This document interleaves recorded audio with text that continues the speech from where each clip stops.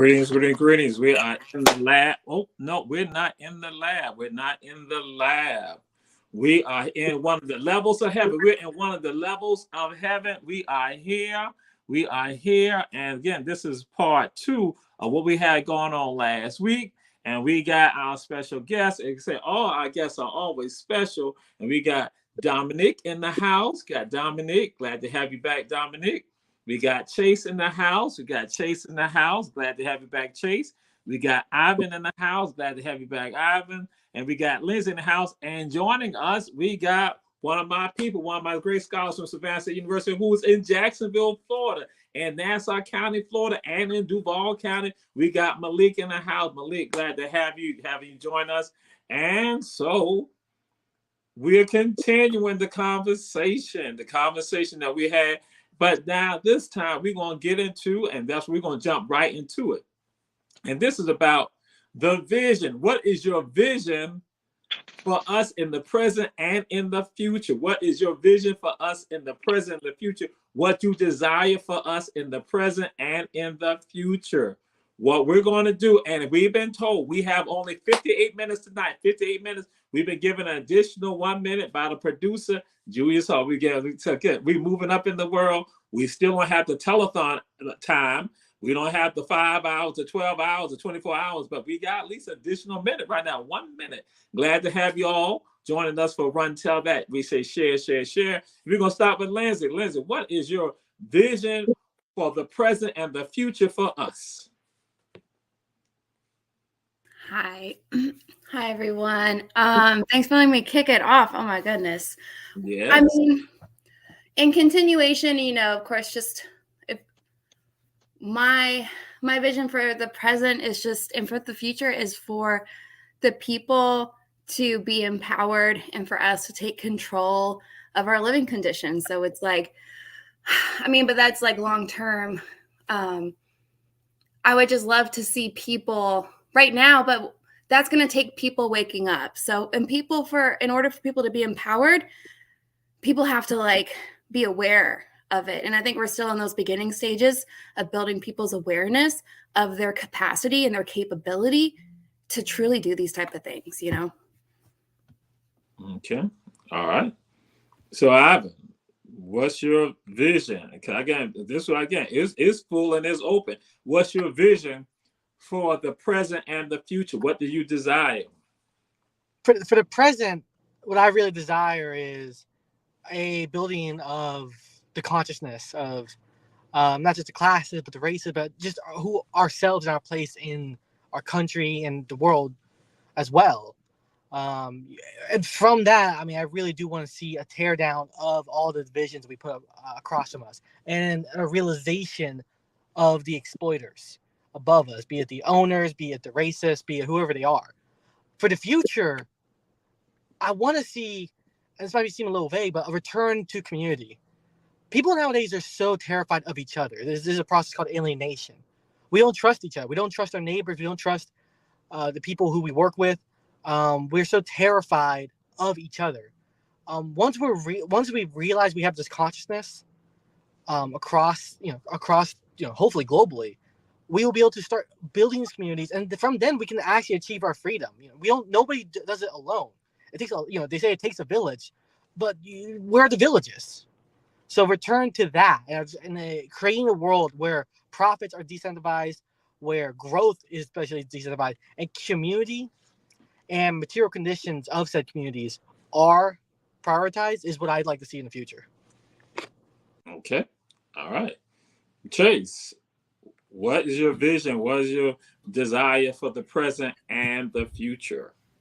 Well, for the future, I definitely want to, I agree with Lindsay and I agree with Ivan. I also want to see people's needs being met without question. I want to see some physical results, people having housing if they want housing, if they need it, food being provided, no problem, access to clean water and air. I think that is both a big ask, but such a simple thing to ask for. And that's what I primarily hope for, is just access to necessities, because it's so hard for so many people for not a lot of good reason, in my opinion. But as a part of that, what I want in the present is I want to start seeing those seeds being planted. I want to see some action taken today that's going to pay off in the future. For a quick example, a lot of affordable housing that we see comes from older buildings. You don't build a brand new facility specifically for affordable housing. You typically don't do that.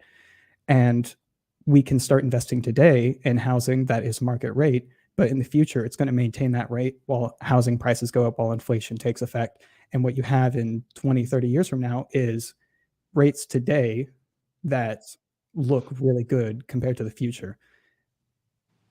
Okay. All right. So, Dominique, your thoughts, your vision for the future and the present. What do you see? What world that we would need to create? Like Lindsay said, we need to educate people on what's going on.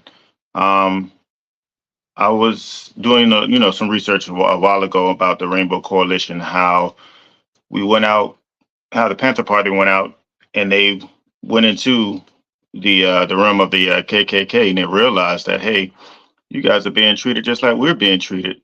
It's a class thing, when you break it down and look at it. But it took people to listen and understand and break down those walls to see that, hey, we do have a lot more in common than we think we do. And then they realized that they had a common enemy.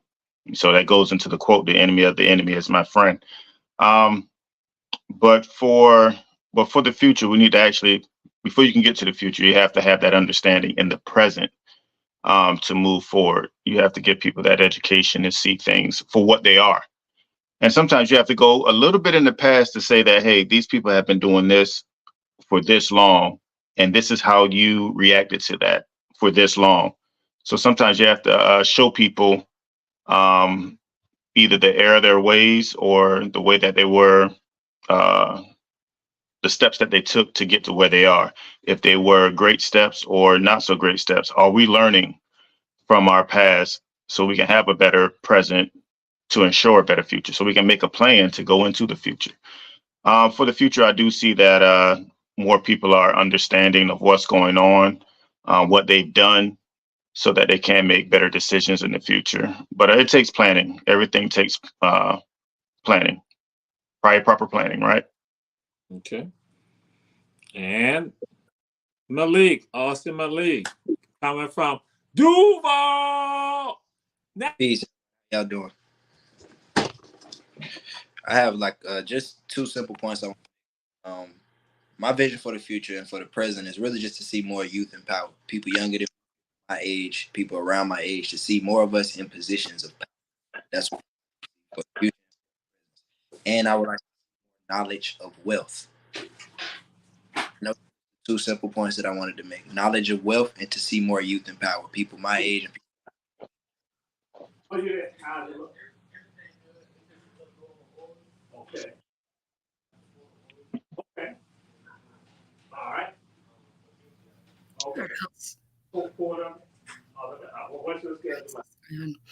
But I believe that what we're doing now is a pivotal point into going into the future. As long as we stick by what we're doing, what we're talking about, and reaching out and getting other people involved, that's one of the biggest things that's going to carry over into this future that we're planning on, that we do want to see. Getting back to our peers, our counterparts, those are within our circle, because I'm pretty sure that those people have their own circles as well. It's all about spreading the word, spreading the news. And I just go off the camera for a bit because I got someone coming here, have one of my people doing the work. And it's fitting with regards to that, because I was with someone yesterday and we discussed about, I'm going to say this, there are pockets of power that we see, but don't manifest itself with regards to what they're doing. We see that there's a generation of people that we're going to call the elders. The elders, they are vested, they move with regards to power. That's not to say that they have a full understanding of the power that they have and how to use the power in the right way. So we got that pocket. then people tend to think that then you have what we call, say, the middle-aged group with regards to this pocket of power. Now, what is surprising, the group that's right after the elders, that's right on that borderline with regards to them, with regards to the pocket of power, what we're looking at, we kind of tossed it out there last week, are people who are young people, they don't say from teenagers up and going to their 30s, and I'm gonna just say into their late 30s, that they are like the second wave of that pocket of power. And so, Nick, what you're throwing out there, and that's a part of what I want to get into with you all, saying that what is the work that we need to be doing with regards to us? Because somebody realized that we could have made a change here just in Savannah, Chatham County alone, if we had that group, that 18 to that 30, to go into the 30s, if they understood the fullness of the power. What do we need to do? Because, see, that's why I wanted y'all to talk about this vision and this dream of what we need, and not dream, but the reality that we have to bring forth is not something that, again, that we're going to leave up to somebody who's 84 years old, somebody who's 90 years old, somebody who's 70 years old, who they're basically are now about to now retire, relax, and all that. Well, we need the people who are still going to be here for another 5 and 6 decades. We need them to make sure that this planet, that this community, that where we are is straight.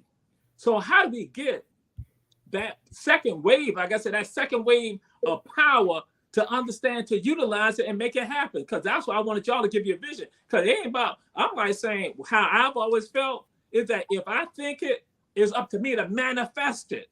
And guess what? It's not just me out there think like that. It's other people out there too. And that's where we have to have that communication. We have to talk with regard to that. So I'm throwing it out there to Austin, Malik, like, what do we do with regard to not getting that second wave, to understand the power that they got and how to manifest it and make it happen? It's your own personal thoughts with regard, because I think the people who are checking out our show tonight, they need to hear this and need to hear it coming from you, because I talk about it, but then it is better for them to hear it and coming directly from you. I'll say understanding not only power and the position of power that they're in, but understanding the power of delegation. See, it's not only power in just holding a position. You have to spread the power you have out so that it benefits the collective more. So all the responsibility is not just on you. You've given some responsibility to the people, so some of the benefits can come back to the people. So understanding the power of delegation while in a position of power, that's the first thing that comes to mind. I'm gonna say this right here. I think I'm gonna steal that from you. I ain't gonna give you no credit for it, but at least you know me and you got love. You know how I operate. When you come with some stuff that's sexy, because that was sexy right there. See, I'm telling y'all checking out this show. See, my people from Savannah State, no, I tell them, they do something, they come with some great ideas. I say, that's sexy. That's sexy. I like that. I'm going to take it. I'm going to use it. I ain't going to give them no credit for it, but they get the grades for it. So I'm just throwing out there. I like that right there. So when it comes to Dominique, and I know you're going to be all skeptical because, you know, you're going to say I'm stealing from a B-type bulldog, but I'm going to leave that alone. We on other stuff tonight. All right. When it comes to delegation, when it comes to our generations trying to let go, one of the biggest things that I feel is fear. They're afraid to let things go. And this is why when we're talking about different things in society and how we see the world changing, we always revert back to what we know, what we understand, what we learned. So we'll talk about back in my day, we didn't do things this way. In my day, we didn't do things that way. We see it in so many different avenues, especially music. You know, we get afraid to let go of certain sounds of music. We're like, oh, we don't like these younger artists, you know, so it goes in generations. And so what happens is we have that fear of, if I let this go, are you going to make it look like that thing I don't like in society? Are you going to, you know, turn it into this thing I don't like in society? But what's something else that I find is that as the world changes, if you're still holding on to what you know, sometimes slowly is becoming obsolete. So we have a generation that don't want to let go certain things, and things are still changing around them, such as technology. So it's hard to let go of something. But what we have to do is meet them halfway to show them that, hey, look, I got it. I can do it. Mm. But how can we get them to let it go? How can we get them to be at ease about it? So I feel that with that communication, ushering in, like we're here online right now, but we need to find this group that we can come in and join in on community activities, join in on community meetings, so that it will give that sense of understanding that, hey, look, this group does have it. They are taking care of it. Because what's happening is if we show up with this generation side by side, we will be there for them to say, okay, this person I can trust. This person I can let go of the helm and let this person guide, because right there we're getting mentorship one-on-one. So are we doing any one-on-one community mentorship with our elders so they can be at ease about it?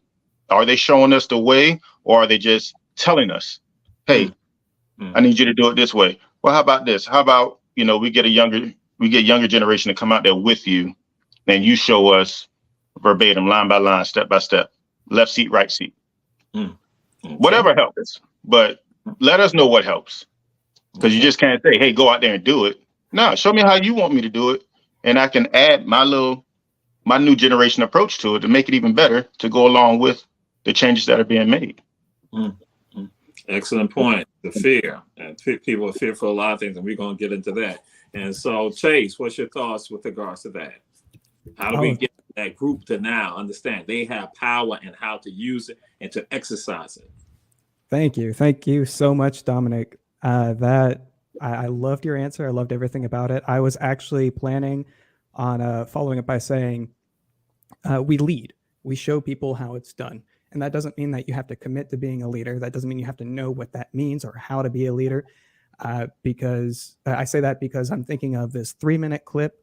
It's a bunch of people on a hillside, lovely evening. And there's this one guy, one man, he stands up and he starts dancing and he looks crazy. But the incredible thing is that one other person joins up with him, and then 2 more, and then 5 more. And suddenly the whole hillside out of nowhere is dancing. They're having a great time. And it's all because one person stood up and started that. So that's where I think that we can get people involved by showing them that there are other people who think like them and who want to be involved with them. If I can do a quick shout out, anyone on the southwest side of Chatham County on Facebook, there's the West Chatham County community. I'm messing it up. I'm sorry, but Miss Carrie Bieber, she runs it.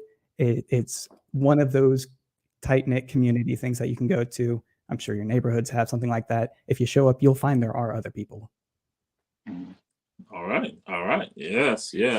And Ivan, again, what's your thoughts with regards to how do we get this group, again, this second realm, to understand the power that they got and to utilize it? Yes, and what very often happens is, well, the best way to do is like, people are not happy, or it may not, that's the wrong way to go, but people can be upset or frustrated by their state, right? You can gather around that issue.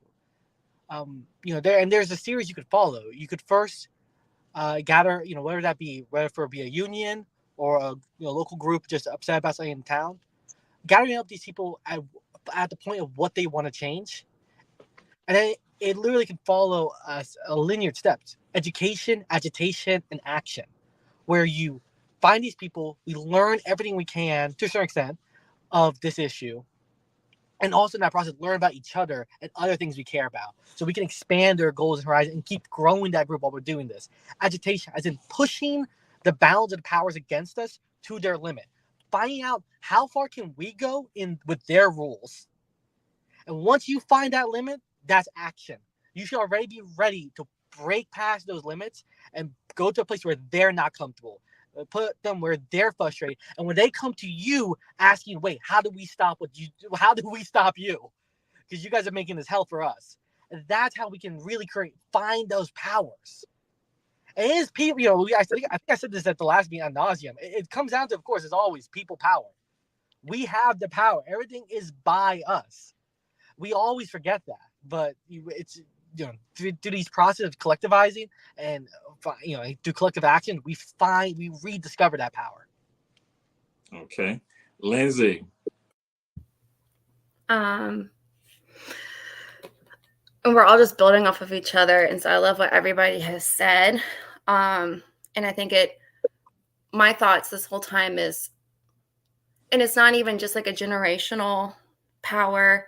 I think the power that we are trying to shift isn't just, it is the old helm, but it's been kept and passed down, this way of thinking and this way of going about power. That's what the capitalist class is about, is the way that they hoard power, hoard wealth, and they rule it all. And I think sometimes we try to use our power by duplicating those, and truly showing our power is that collective power is, you know what Yvonne just said, you have an issue with this? Okay, let's change your workplace, and we're gonna run the workplace. Oh, you don't like your housing? Okay, get a tenant organizing together, and you guys, and it's shifting, because in this system we have to shift in increments, and it will come to where we are agitating them, like Yvonne said, but we have to look at those ways of power that we're not trying. I am not trying to be a billionaire and then give my billions to other people. You know, that is not my goal. My goal is to just like open up that so everybody can come and get what everybody needs, and we all agree upon it. And then what Dominique was saying about fear is that people fear this type of world because we fear each other and our greed. But we have to show people the world that we're creating and these values and these morals, like it will heal our humanity to where we don't have to fear each other. That fear comes out of the conditions of the scarcity that we have been fed. And then we try to chase that capital because we think that will help us. But that's not the power that will help us. It's the power of the people. So I think it's like trying to get people to shift their ways of that, you know, and we do need economic power, right? There are ways to do that, but it's not just through you getting it, you know, hustling and becoming that. So I think it's really shifting ways of power and how we view that. And then we really are unstoppable because each of us has so much, but we have to learn and work together. And it's only through our collective power and our democratic agreement that we can do that.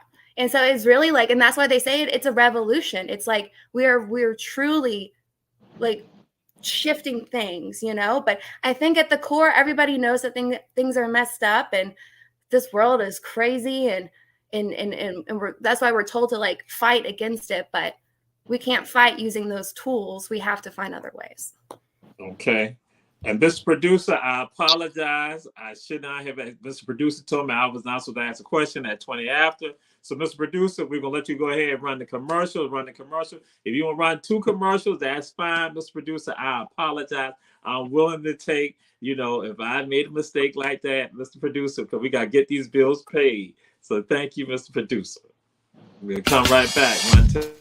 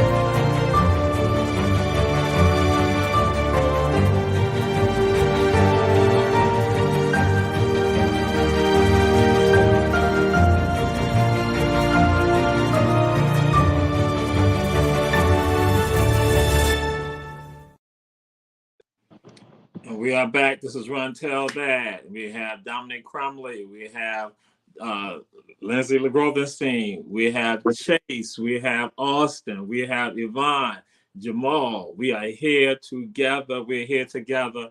And something that Chase said, that is actually what we were going to be having a conversation about. And Lindsay then, because a great segue with regard to, but I got to go and say, the people checking out the show, Aria Scott, glad to have you. David Bannon, glad to have you. Fahim, glad to have you. Charles Morris, glad to have you. And Charles is excited to seeing, hearing what you all are saying and checking out what y'all are saying.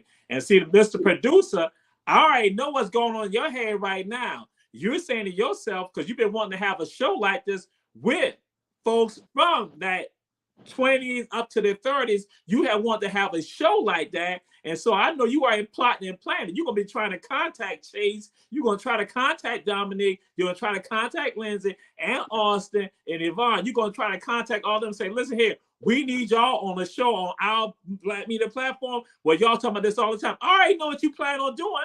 You coming at me like that. I already know the trickery. I know the trickery. Yeah, that's what's about to happen. That's what he's going to do. Don't be surprised. So, you had said that.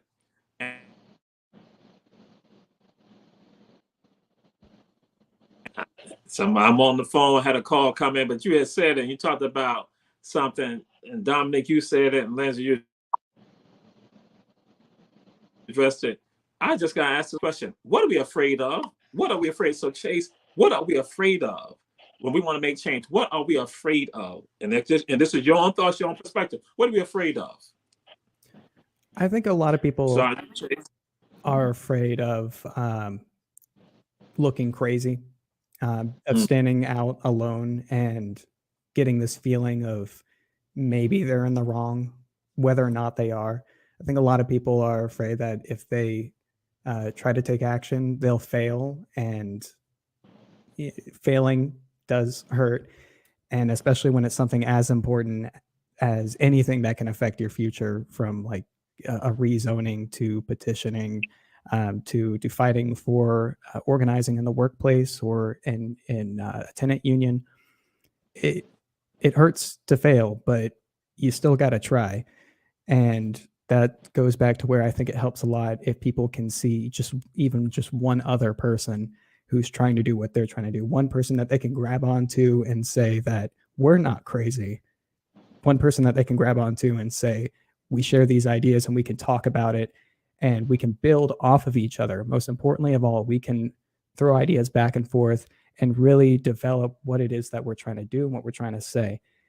All of this does come down to people power. It comes down to taking action as a community, because we're not just trying to say that we're changing the world how I want it.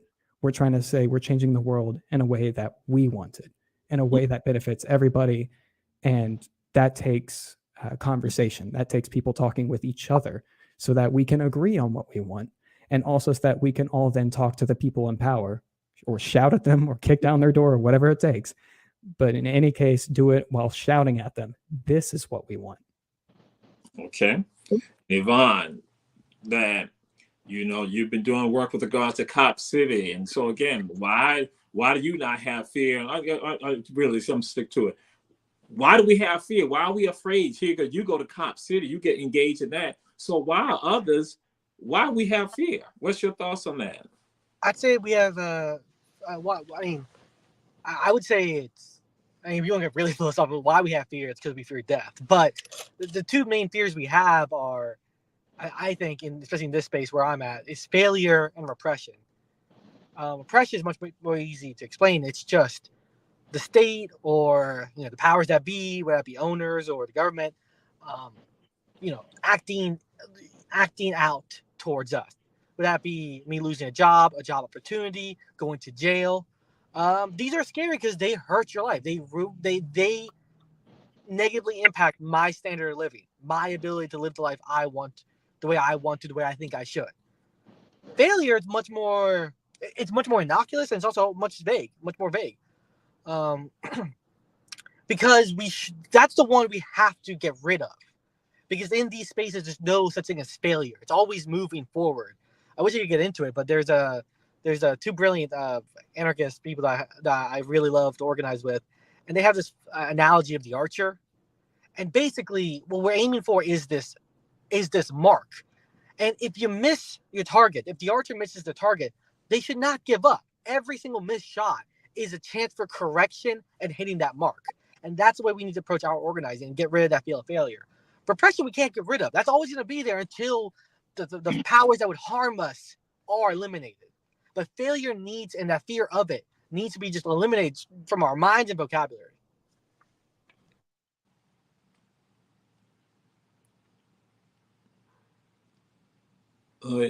Yvonne, I think the audio may have gone out for a second. Oh, You want to finish that? All right. And did I cut it out there? Yeah, Oh man. What you guys? It was just the latter part. You know, it was just the last couple of seconds what you were saying. Oh, okay. No, I was just saying that the fear of oppression we can't get rid of. That's always going to be there if the powers that be and that control us are there. So that has to be eliminated. The fear of failure has to, at least from ourselves, be eliminated from our minds and vocabulary, because we can't be afraid to fail. Because we have to always be willing to take that next step, to take that next shot, so we can hit our targets. Okay. All right. So we now come back to you, Lindsay. You gave some with regards to this. Yeah. I would say, so like, we can go a lot, but what I was saying about fear and how we want to, change power and take the power from, the older, not even the older generation. It's about like that transition. I think people are scared of transition. I think people are scared of change. They're scared, anytime you talk about socialism, people will say, oh, that's utopia, as if like that's bad. Like we shouldn't try to make things better, right? Because we're scared of not getting there. Oh, we can't. Oh, it's perfect. You can't do it. So that fear of failure, we're fear of change. People were this type of society, very divisive because they're hoarding onto their wealth. The capitalist class, they want to keep the people divided. And so they will always keep us divided over, liberal, Republican, black, white, poor, rich, all of these. And we're always going to fear the other. And I'm always going to fear somebody with a different belief than me. And again, that's about our collective powers, our power to come together and to overcome those type of boundaries and to talk. And it takes us talking to each other and coming out. But I think it's like this really fundamental fear that people have. And as organizers and people who are trying to make a change, we have to kind of coax people out of that and show them that you have nothing to fear from human beings, and like we see that right now. I mean, I can't not mention like what's going on in Palestine right now, and in that there's this dehumanization of Palestinians and their genocide right now. And it's like but that happens all across. Again, I work with refugees all across the world. People, and it's mostly brown and black bodies, are just being killed. And it's like, we don't care because we're not viewing people in that lens of like compassion and humanity. And we may not fear them, but that stems from that. It stems from that type of thinking, fear and hatred and like darkness. And we got to get out of that, All right. Nick. One thing that a lot of people are saying the same thing: change and failure are the two things that biggest things that we fear, or the older generation may fear. Are we still talking about the elder generation? No, when it comes to fear, just in general. Okay. I'm just saying.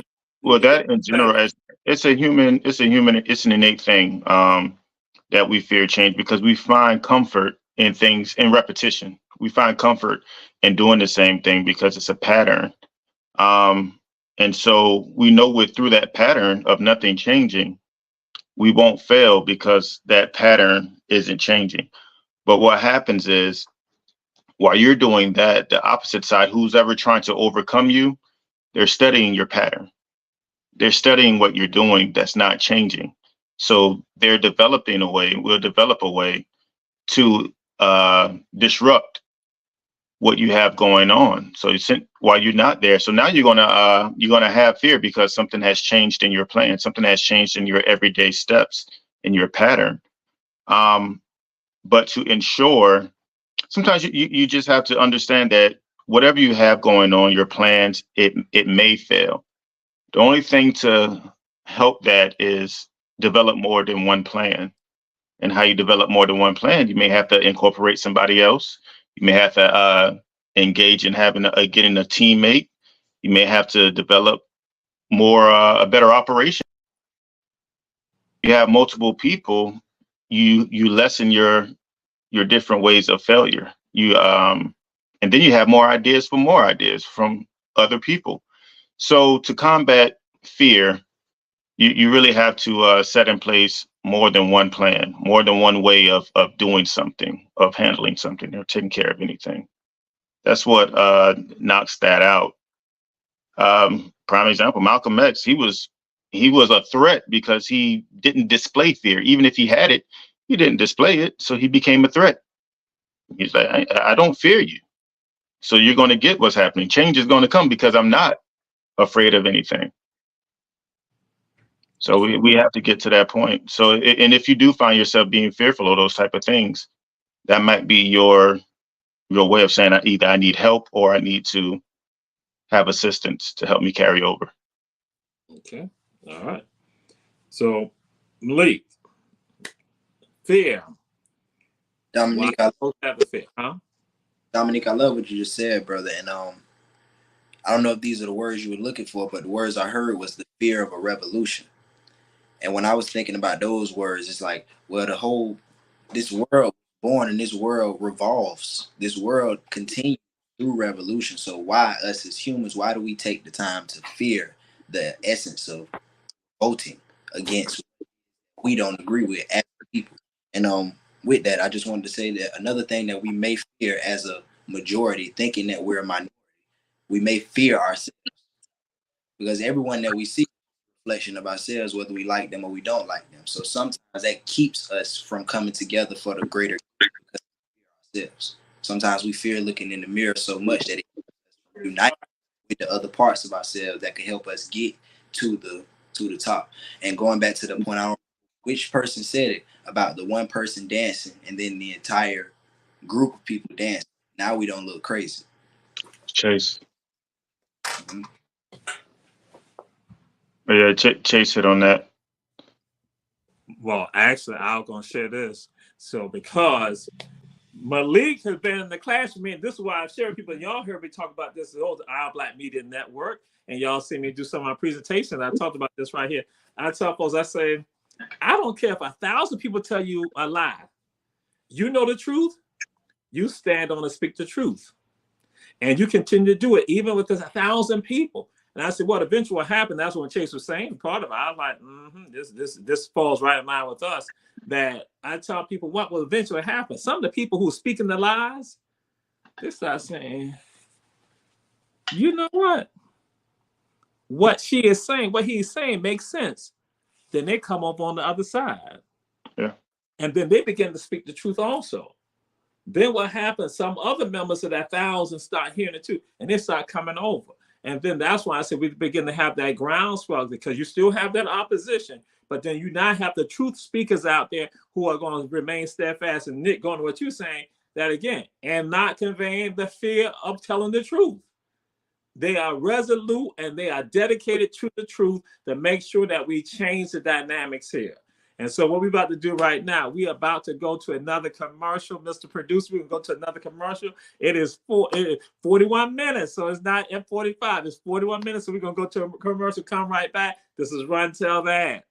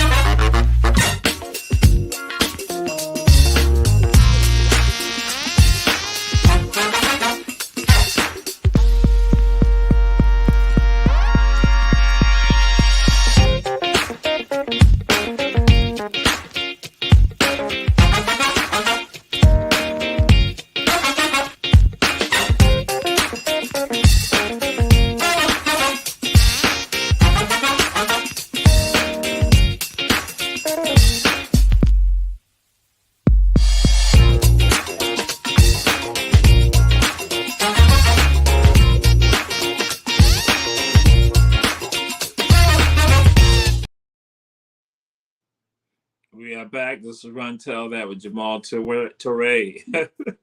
Got Chase Rosen in the house. We got Dominic Crumbly. We got Lindsey Grovenstein. We got Austin Malik. And we have Yvonne in the house. Yvonne is actually a person that I was going to go to with this next question. And it comes down to something what y'all are saying. And Lindsey kind of like, because again, we see some good segues with regard to what you all are talking about and with your regards to your responses. And I have to share this with you. Support our advertisers. Davis Johnson Bozeman Law Firm with offices in Atlanta, Statesboro, and Savannah.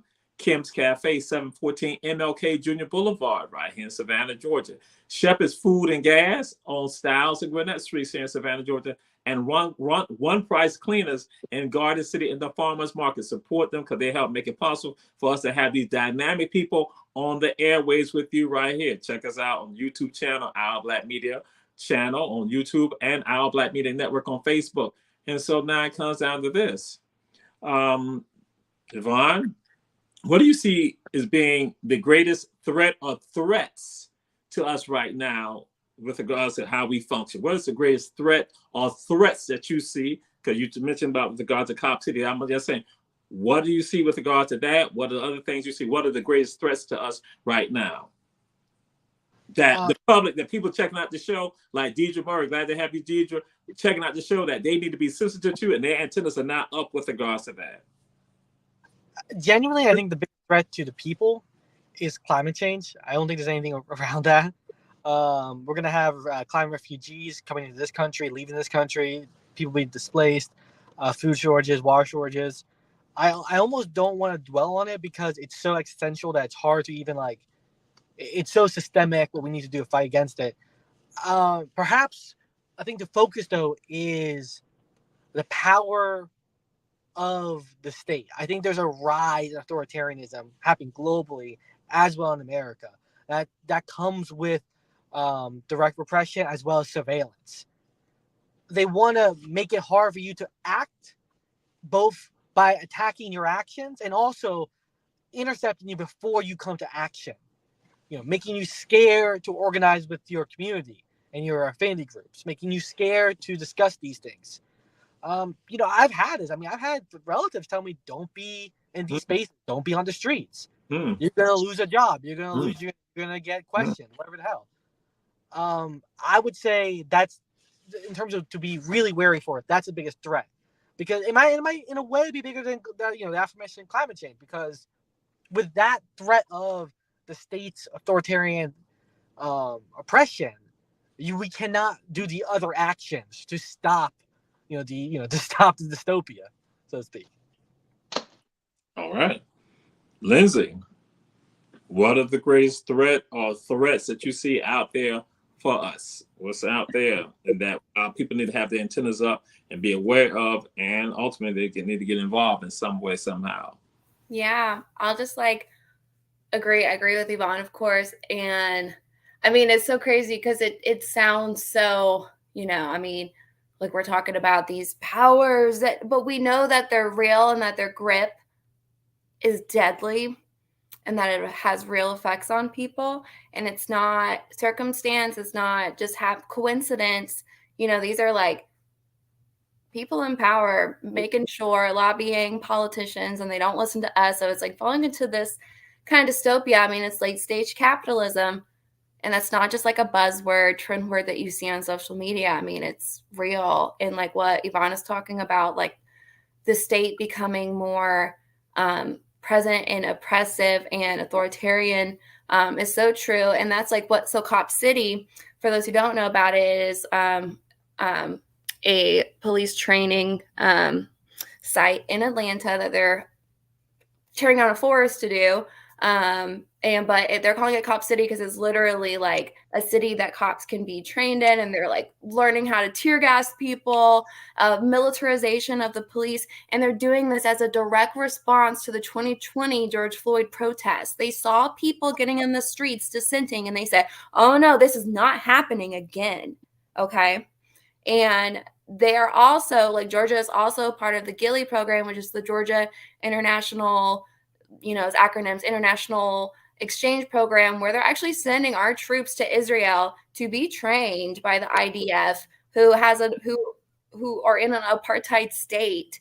And so there's this like coalition where we're proxy warring, and we're our military bases are everywhere, and we're like this empire that we're really trying to stay afloat through these aggressive means, and also trying to convince our people, you know, everyday Americans, that like that's okay. So you have Republicans and conservatives who are you know, some of them are falling into the trope of like super patriotism, but then you have these liberals as well who are falling into this like neoliberal like I'm just performative politics. It doesn't mean anything. And so it's sucking real politics out, and it's like draining the people who are really trying to make good change.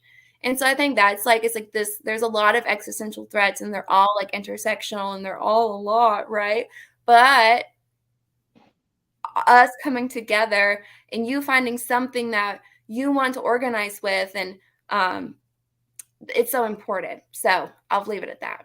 That there's a lot of threats, but that means that we can get together even more. All right. I don't mean to interrupt, but real quick about Cop City. And we can't forget that the first ever environmental activist was murdered involved in the construction of Cop City, Tortuguita, was shot and killed by the Atlanta PD, by the Georgia State Patrol, and that can never be forgotten. All right. All right. Yes, indeed. And so, Chase. Excuse me. At the risk of just repeating Lindsay, I do think the biggest threat is these sort of private powers that are in places of authority. Continuing to use Cop City as an example, a lot of the funding for that comes from private donations. There's an organization that it all gets funneled through, and that organization has a board whose members are made up of executives of big name companies. These are things that we don't want, but for whatever reason they may have, being profit, these private companies want Cop City. The auto industry and the oil and gas industries, they don't care about climate change because it makes them a boatload of money. It comes down to these authorities who have these capitalist interests and go on without the checks and balances that they need to ensure that we all continue to enjoy our life to the fullest extent, to have clean air, clean water, and to hopefully minimize this climate refugee crisis that Yvonne mentioned. I fully believe is going to be coming at this point. To answer your question more briefly, it's those corporate interests. Okay. And you were finished, Chase? Okay. And so, Austin. I'll narrow it down to 3 words, Doc. Greed, Okay. and deforestation. Mm. Without the forest, we can't breathe. Without the trees, we can't breathe. Classism stops everybody from getting access to what it is that we need, and greed. Even with Cop City, we can even narrow the Cop City down to those. How do they build it without tearing something down, without tearing some trees down? Deforestation was involved in building Cop City as well. So even in just that, greed, classism, and deforestation are some of the biggest threats to stopping us from doing what we need to do as a people. Okay. Hey, I'm sorry to jump in again. I just want to say, really, he's completely right about that. That's the reason why the movement used to be called Defend the Forest. It's now called Stop Cop City, because the forest has been declared a cut already. Wow. Okay. Nick, we come to you. All of those are the things that are hindering us. I will go to what we are seeing within ourselves. There's a big sense of individualism amongst us as a people. Like we can do everything on our own. We don't talk to each other anymore as a whole. As people in general. I've observed with the development of technology, we have social media. We have more technology in our hand than we used to have forever ago. We lost that village mentality as far as community. And with this individualism that we have, that seems to play well for the opposing forces, because by us not talking to each other, us not trusting each other, we tend to have to, we are actually, it's harder for us in this society with this individualism, because we can't knock on the next door and ask for, hey, I know we're going through things in this economy right now and it's hard, but we can't even ask for a cup of sugar because we don't know the person next door. You know, we walk by them every day. So it's hard for us to come together easily to make these changes and become a threat like we used to do. You know, there were a time where we can get together and have a house party to raise money, a rent party. We can't do that anymore because we don't know our neighbors anymore. We can't get the news out about what's happening in the community because of individualism. There's no more coming together. So, and when we do use social media, the majority of it seems like it's misused. We're just talking about a bunch of nothing. So that's what makes it hard to get the word out for us to progress as well. And what may have taken place to aid that, you know, gentrification or displacement. So you get to know your community, but over time, when you have to move away, you have to get to know more people. So that goes back to change as well. And, you know, just fearing. We don't want to talk to nobody else because we don't know how that person react. You know, that person may just snap at us. So we just confide in ourselves, individualism again. So to fight that and to fight those things, you know, we must actually not be afraid to talk to each other so we can talk about those other things, those other topics at hand that will turn around and save our communities. Okay. All right. And now Yvonne says something. We understand about climate change. Ain't nothing existential or none of that there for us because we farm in promised land. And I tell folks, I told this to various people, I have seen the changes with regards to us farming last year with this year, just in the farming. And we know this tied to climate. We talk a variety of issues because we do environmental issues. We address all of that. We see it. And in fact, just throw something out there to you, the impact on us is that Weyerhaeuser, which is they own over 12 million acres of land in the United States, and they manage another 14 million in Canada. Weyerhaeuser has a plan that they want to use methyl bromide fumigating some of the wood, some of the lumber. In Riceboro, Georgia, methyl bromide is toxic to the lungs and also causes ozone depletion. Some elected officials denied the request, but others, they went from the city, then go to the county. And so then the county gives some approval. And so, but we don't have the assurances. Now the people had to stand up. And so we had to pass on that information. So that's why it becomes crucial for us to understand that none of it's happening in a vacuum. It is all connected. When we talk about what's happening, what's happening in Northeast Africa, when we look at what's happening in Gaza, we look at what's happening in IAT, what's happening there in Eritrea, what's happening there in Ethiopia, what's happening in Sudan, what's happening in the Congo, we see in Myanmar. We know all this right here is all connected. What we see happening in Turkey, it is all connected. We got to stand up and have to speak out. We can't be silent because injustice, when you see injustice, you're supposed to speak out against it. Right. But you're supposed to do more with regard to removing the injustice. And so that's the thing. Now we're going to close with this. Again, we have 1 minute.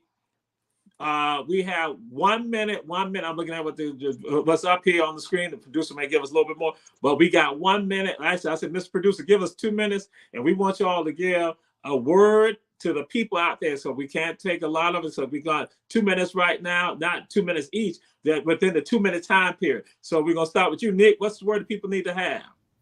And if you think on how they can get in touch with you too. That's the other thing. Have more courage. Talk to people, communicate, and don't be afraid to do it. You can see me on Facebook, Dominique Crumbly, and yeah, that's it. And on Instagram. Dominique Antoine on Instagram. Okay. All right. Austin Malik. Make peace with anybody that you can, that you may have disrupted their peace. Atonement is what will save our lives. Personal atonement. If everybody personally atones with who you have done wrong, the world will change overnight. That's my belief. I stand on that. You can get in contact with me personally, 904-386-5199. It's Austin Malik, 904-386-5199. All right. All right. Chase Rosen. Oh, yeah. I'm just going to echo, talk with people. Don't be afraid to really connect with someone. Knock on your neighbor's door and, say, hey, if you need a cup of sugar, I have some now. And you can reach me at email is best for me. Email at racenickchase, RACENICKCHASE @gmail.com. That's the best way. I will get it immediately.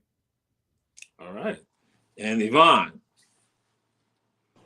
Yeah, best ways to reach me: email Ivan IVAN Weiss 1S 919 @gmail.com, or my Instagram, which is Ivan Weiss Palacios, or honestly Savannah DSA. Reach out to them, ask for me, you'll get me, and leave on. The only thing we have to lose is our chains. All right. Okay. Lindsay. Hi. Hope, believe in a better future. We can do this, but only together. Please, if you want to get in touch with any of us here, Chase, Yvonne, myself, we are with the Democratic Socialists of America. We have a Facebook and an Instagram. Look up Savannah DSA. We want to work with you. Whatever issue it is that you have, let's collaborate. Let's talk offline. Let's get going. Let's get organized. Let's do it. Please get in touch. All right. Erica Taylor, glad to have you here with us. And my brother from Hershey, Virginia High School, Jack Sowers, when I say, love that neighbor. And that is so true. And so, Jack, I'm going to tell you, I'm going to throw this out there. Dominic, when you were saying something comes into play. Air conditioning, central air and heat. Because what happened at one time, when we didn't have the air conditioning, we sat on our porches. We sat outside. So we saw our neighbor, we saw the people in our community, and we talked to one another. But when we got that AC, we all now go inside and we don't connect to the people. And that's what it is. We got to connect to the people. We got to love that neighbor. We got to look out for us and make change. This has been Run Tell That. This has been great 2 shows we've had with you all. Glad to have you. Chase Rosen, Lindsay Grobenstein, Austin Malik, and also Quincy Jones, and now with us tonight, Dominic Crumbly and Yvonne. Now, he said Ivan Weiss, Yvonne, glad to have you all with us. And we say, check out the other shows coming. Donald Trump is allegedly sent information that's going to be discussed on the Rabble tonight. And so to address some of us tonight. So I don't know what Trump, I say, Trump. That's why I'm going to say, from him. But that's what I was told on our Black media, the Rabble show coming up next at 7:15 is something from Donald Trump that's a gift to all of us. I don't know what it is, but I say from him, just to let you know that. So do the Run Tell That. Glad to have y'all. Check us out next week on Run Tell That. And again, we thank all y'all for joining us. Chase, Dominic, Austin, Yvonne, Ivan, and Lindsay. Peace and blessings. Peace and blessings.